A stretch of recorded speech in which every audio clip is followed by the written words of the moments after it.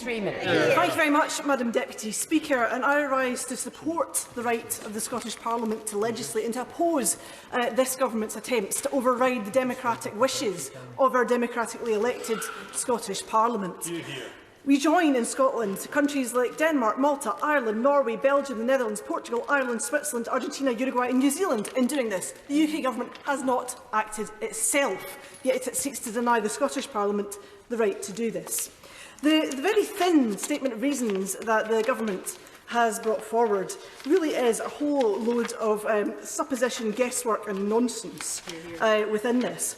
We can't possibly have gender equality.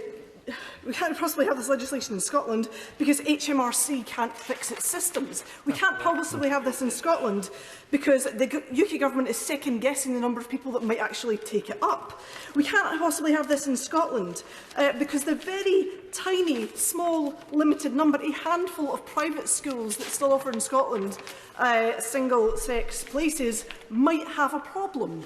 This is ludicrous nonsense and very, very thin. But what I do want to raise in here particularly is a statement by all of the women's organisations in Scotland who have stated today too much of this debate around this bill has been shaped by misinformation on what the bill will actually mean in practice. The majority of human rights, women's and equalities organisations in Scotland have shown clear, consistent and unified support for this legislation throughout its 7 years in development.